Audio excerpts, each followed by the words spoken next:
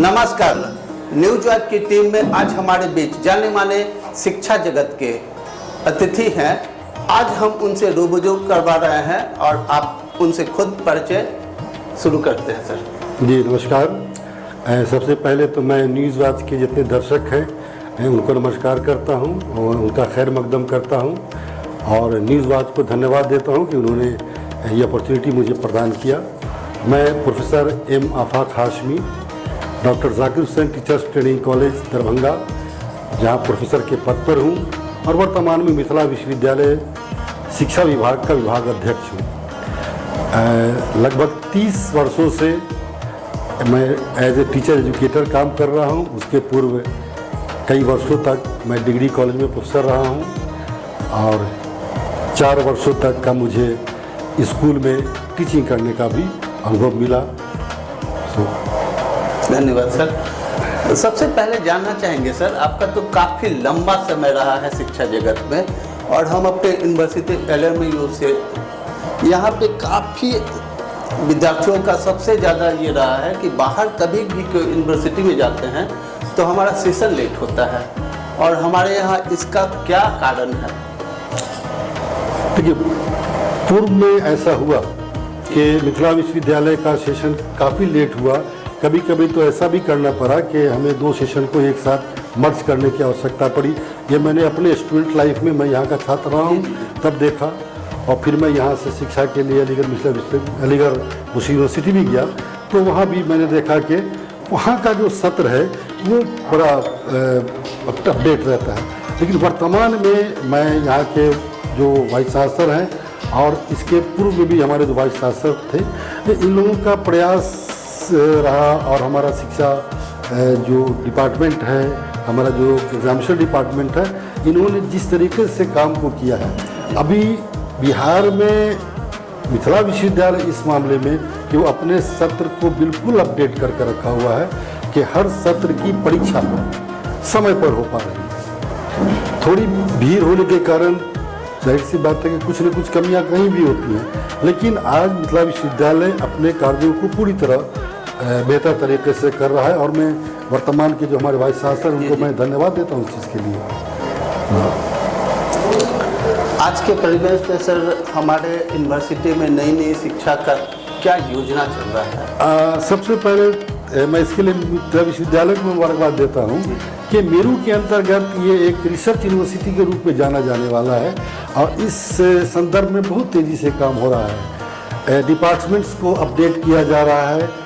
शोध के जो कार्य हैं उसमें गुणवत्ता लाने के लिए निरंतर प्रयास किए जा रहे हैं और नए नए जो तकनीकी होती हैं इनको लाया जा रहा है। मैं जब से आया हूँ शिक्षा विभाग के अंतर्गत लगभग 90 छात्रों ने अपना शोध कार्य कंप्लीट किया है इस 1.5 वर्ष के मेरे काल में और बेहतरीन थीसिस और बेहतरीन वर्क छात्रों का रिसर्च स्कॉलर्स का देखने को मिला मुझे।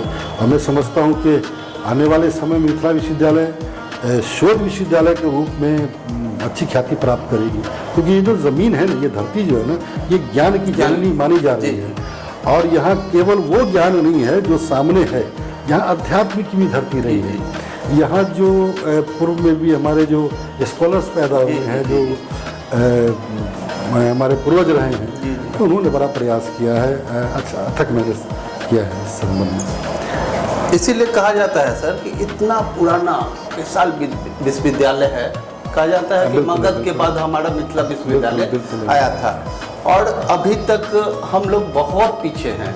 अगर हम पूरे भारत की बात करें तो उसमें जब जैसे हम पहले आगे थे आज उतना ही पीछे हैं, क्योंकि हो सकता है कि शायद आप तो ज़्यादा विशेष जानते होंगे सर। नहीं, इसमें थोड़ा सा मैं आपको रोकूंगा।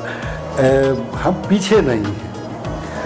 एक होता है कि हम जिस स्टेट में हैं, हमारे पास जो संसाधन होते हैं, हमारे पास जो इंफ्रास्ट्रक्चर होते हैं, हमें उनमें काम करना होता है और अपने सीमित संसाधनों में मिथिला विश्वविद्यालय ने जिस प्रकार से अपने आप को स्टेबल किया है और जिस प्रकार से ये कार्य करती आ रही है, तो बिहार के यूनिवर्सिटीज़ में ये सराहनीय काम कर रही है। हाँ, सेंट्रल यूनिवर्सिटी जाहिर सी बात है कि उनका अपना अलग स्ट्रक्चर है, अलग फंडिंग है और सब कुछ है, तो उनसे हम बहुत ज़्यादा कंपेरिजन अपने आप को नहीं कर पाते हैं, फिर भी कोशिश है सर, आज मेरा आज एक न कल पर्सनल- और बेहतर कामयाब होंगे। जी सर, एक पर्सनल क्वेश्चन था सर कि इसमें क्या सबसे पहले क्या है कि आज के एआई के युग में हमारा इतना पुराना विश्वविद्यालय है और जो इस विश्वविद्यालय से पढ़ चुके हैं वो भी तो कहीं ना कहीं अच्छे इस रैंकिंग में होंगे और पैनल में भी होंगे शायद, ठीक है। तो नई शिक्षाओं का क्या विस्तार होने का यहाँ पे है कि इसमें इस यूनिवर्सिटी में भी नए नए प्रयोग किया जाए। मैं एक शेर मुझे याद आता है जी जी कि किताबों से दलीलें दूं कि खुद को सामने रख दूं, वो मुझसे पूछ बैठते हैं मोहब्बत किसको कहते हैं। मैं इस विश्वविद्यालय का ही छात्र रहा हूँ जी जी जी और फिर मैं दूसरे विश्वविद्यालय जो एक सेंट्रल यूनिवर्सिटी है जी जी इंडिया की बेहतरीन यूनिवर्सिटी में है AMU अलीगढ़, मैंने वहाँ भी शिक्षा प्राप्त किया। तो मैंने ये गौर किया है, जो महसूस किया कि यहाँ की शिक्षा और वहाँ की शिक्षा, मुझे लिपि का अंतर लग सकता हो, भाषा का अंतर लग सकता हो, लेकिन मैं यहाँ की शिक्षा को किसी भी कीमत पर कम नहीं आंक सकता। बल्कि मैं समझता हूँ यहाँ हमारे शिक्षकों ने उस समय भी जो ज्ञान दिया हमें, वो लगता था कि ज्ञान की वास्तविकता तक पहुँचाने की कोशिश की। और आज जब मैं टीचर के रूप में यहाँ काम कर रहा हूँ या हमारे सारे जो टीचर्स यहाँ काम कर रहे हैं, वो ज्ञान को उसकी वास्तविकता तक पहुँचाने के लिए बिल्कुल प्रयासरत हैं। और भगवान ने चाहा तो निरंतर चलता रहेगा ये सिलसिला। बिल्कुल सर, आप लोगों का रहेगा सीधे हाँ, तो कुछ चलेगा चीज़ें ही। हैं एजुकेशन में जो बदलाव आ रहा है। सबसे ज़्यादा ये AI का युग आया है, इसमें मैं कहता हूँ कि इसमें थोड़ा सतर्क रहने की आवश्यकता है। इसकी जो इथिक्स हैं उसको फॉलो करते हुए इसका प्रयोग हो, लेकिन एक सीमित सीमा तक के लाइन ऑफ एक्शन मिल सकता हो। लेकिन जो ज्ञान शिक्षकों के माध्यम से दिया जाता है वही सर्वश्रेष्ठ ज्ञान है। जो वास्तविक ज्ञान होता है वही सर्वश्रेष्ठ ज्ञान है। और मुझे बड़ी खुशी है इस मामले में, हमारा जितना भी डिपार्टमेंट है वो सारे डिपार्टमेंट्स हमारा जो शोध का जो क्षेत्र है उस क्षेत्र में भी बहुत बेहतर काम कर रहा है। मिथिला विश्वविद्यालय एक तो मेरू के अंतर्गत इसमें आया, फिर हाँ बहुत सारे सेमिनार डिबेट्स, हमने अभी एक कार्यक्रम कराया था मिथिला विश्वविद्यालय के अंदर जो आइसर पुणे के संयोग से हमने एक वर्कशॉप कराया, 3 दिवसीय वर्कशॉप। 90 लड़कियों ने उसमें वर्कशॉप में भाग लिया और 3 दिन बहुत अच्छा कार्यक्रम उनका रहा। लगभग 15 लड़के हम यहाँ से सेलेक्ट होकर के वहाँ जाने वाले हैं आइसर पुणे में, और बिहार में वो पहला हुआ था। और ऐसे बहुत सारे कार्यक्रम यहाँ होते चले जा रहे हैं निरंतर। पहले 200-300 कार्यक्रम होते थे एजुकेशन से जुड़े हुए या उस तरह से। अभी जो हमारा डाटा आया है, हमने लगभग 600 कार्यक्रम मिथिला विश्वविद्यालय में आयोजित कराए हैं, सेमिनार डिबेट एंड सिंपोजियम्स के। ये तो बहुत अच्छी बात है सर। बहुत बेहतर, बहुत अच्छा चल रहा है ये अभी विश्वविद्यालय, आगे भी आशा करता हूँ। क्योंकि सर विद्यार्थियों का कहना है और हमारा खुद का अनुभव है, हम भी इसी यूनिवर्सिटी से यहाँ से पास आउट हैं। तो क्या होता है कि सर हम जब कभी बाहर जॉब के लिए या कोई अच्छे संस्थान में जाते हैं तो हमारे शिक्षा को उतने अच्छे से देखते नहीं है। पढ़ाई तो शायद हम लोग वही करते हैं उसी बुक को, लेकिन हमारे यहाँ एडवांस बहुत सारा सब्जेक्ट नई विषय का कुछ है नहीं सिलेबस में। इनसे शायद विद्यार्थी थोड़ा एक परसेप्शन का खेल है ये। अच्छा, एक परसेप्शन बना दिया गया और लोगों ने कहा ये बिहारी है, और मैं समझता हूँ बिहारी अच्छे होते हैं, बिल्कुल सर। इमोशनली भी स्टेबल होते हैं और किसी भी परिस्थिति में, चाहे वो किसी दूसरी यूनिवर्सिटी में अगर जाते हैं वो पढ़ने के लिए, तो वहाँ भी अगर थोड़ा सा उनको परेशानी होती है तो वो बेहतर कर लेते हैं। मैं अपनी मिसाल दूं कि मैं तो हिंदी मीडियम का छात्र था और जब मैं अलीगढ़ मुस्लिम यूनिवर्सिटी पढ़ने गया तो वहाँ इंग्लिश मीडियम था। तो शुरू में मुझे बड़ी कठिनाई हो रही थी, लेकिन मेरे एक टीचर ने कहा कि फ्रॉम वेयर यू आर। मैंने कहा सर फ्रॉम दरभंगा बिहार। बोले अच्छा यू आर फ्रॉम बिहार। तो बिहार के छात्र जो होते हैं वो तांगा के घोड़े होते हैं, वो पट्टी लगा के अपने टारगेट पर शूट करते हैं। मुझे पूरा विश्वास है कि तुम कर लोगे। जी जी। और कुछ दिनों के बाद मुझे लगा कि यस आई डिड इट मैंने पा लिया वो चीज़। नहीं है तो सर। बिहारियों के बारे में ये कह लेना कि हाँ, थोड़ा सा लगता है कि कई नई जगह जाते हैं, थोड़ा भाषीय थोड़ा प्रॉब्लम हो सकता है भाषाई, लेकिन हर दौर में हर जगह जहाँ कहीं भी गया हूँ, चाहे आज भारत का निर्माण किसी भी क्षेत्र में हो रहा हो, बिहारी तो है। लेकिन सर इसमें क्या चाहे है, वो मजदूर के रूप में किसी क्षेत्र में काम कर रहा हो, छात्र के रूप में काम कर रहा हो, आप खोज करके देख लें, अधिकांश यूनिवर्सिटी में टॉपर्स बिहारी मिल जाएंगे आप। ही है सर। जितना भी IAS में सबसे ज्यादा हमारा ही रैंक रहा है। मैथमेटिक्स में चले जाएं, फिजिक्स में चले जाएं, सारे सब्जेक्ट में बिहार का सबसे अव्वल नंबर रहा ही है। लेकिन फिर भी क्या कहा जाता है कि अधिकतर 50% स्टूडेंट जो उच्च शिक्षा के लिए बिहार में नहीं रुकते हैं, क्या कारण? थोड़ा हमारा इंफ्रास्ट्रक्चर का थोड़ा सा मामला होता है। अच्छा, थोड़ा मामला है। तो यहीं के टीचर जो बाहर पढ़ा रहे हैं, जी जी जी, यहीं के छात्र हैं जो बाहर भी पढ़ रहे हैं, इसको थोड़ा सा लेकिन वो थोड़ा इंफ्रास्ट्रक्चर अच्छा मिल जाता है, थोड़ा क्या कहेंगे उनको, माहौल मिल जाता है उस तरह का यूनिवर्सिटी कि का सब भी जगह से कलेक्टेड जो छात्र होते हैं, सेलेक्टेड एंड कलेक्टेड छात्र, वो किसी एक यूनिवर्सिटी में आ जाते हैं, तो लगता है यूनिवर्सिटी बहुत अच्छी यूनिवर्सिटी है। लेकिन वो जो कलेक्टेड और सेलेक्टेड छात्र आपके पास गए, वो बना के दिया किसने?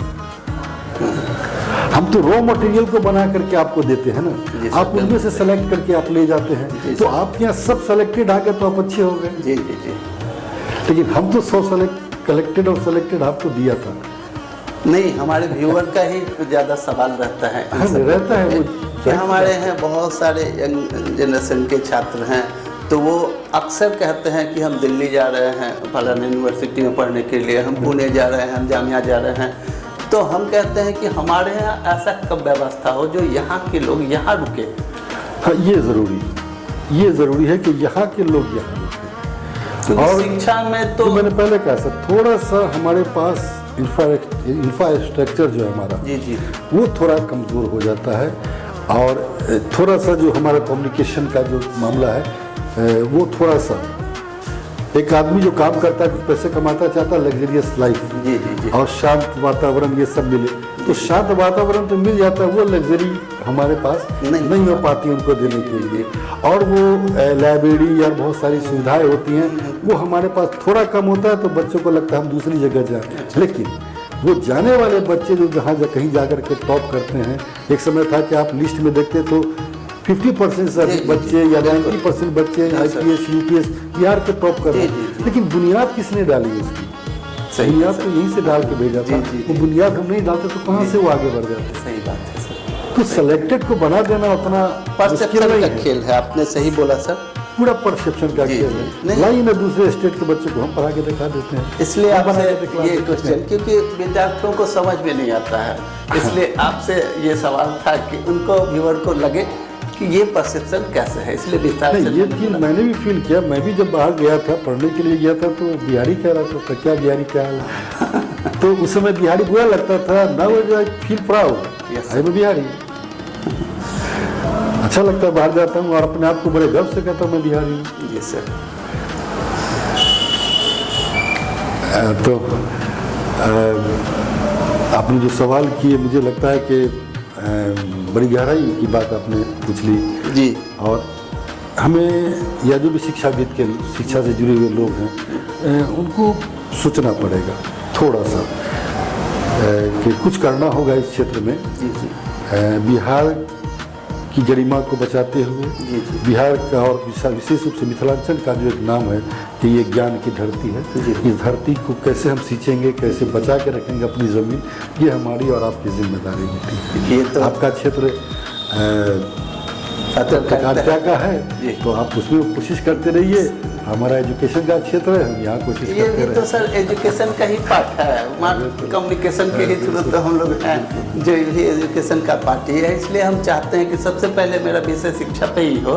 अगर हम कहते हैं कि अगर शिक्षा अच्छा हो कहीं का भी, तो आने वाला पीढ़ी बहुत अच्छा हो जाएगा। बिल्कुल बिल्कुल। लेकिन इस विषय पे शायद एक चीज़, लेकिन मैं आपको बताऊँ कि जो मेरा अपना एक फीलिंग है इस मामले में, कि विद्या का जो मुख्य उद्देश्य जो है, जो कहा गया, आप अगर गायत्री मंत्र पढ़ते हो कि ओम भूर्भुवः स्वः तत्सवितुर्वरेण्यं भर्गो देवस्य धीमहि धियो यो न प्रचोदयात्। इसका सार है कि ये ज्ञान हमारे लिए उपयोगी होना चाहिए और हमें शुद्ध करने वाला हो।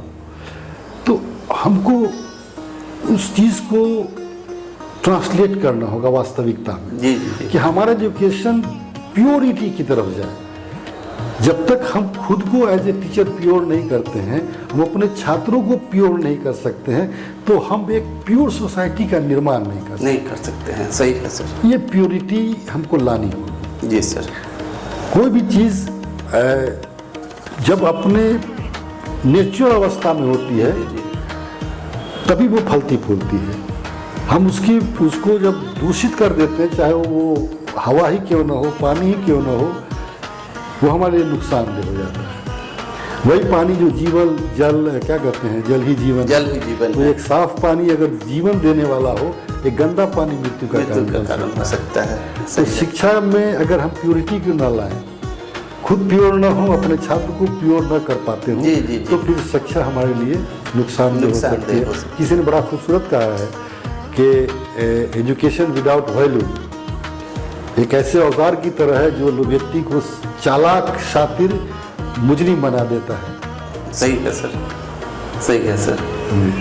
मतलब शिक्षित लोग ही क्या है कि एक तरफ अपराध की तरफ भी जाते हैं तो वो भी अव्वल होते हैं, और शिक्षित लोग ही अच्छे कर्मों में आते हैं तो वो मिसाल बन जाते हैं।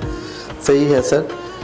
तो आज का विषय इतना ही सर। आपका बहुत बहुत धन्यवाद, और आपने कीमती समय निकाला। आपको भी धन्यवाद, और न्यूज़ वॉच के जितने भी दर्शक हैं उनको भी बहुत बहुत धन्यवाद। नमस्कार। ठीक है सर, थैंक यू।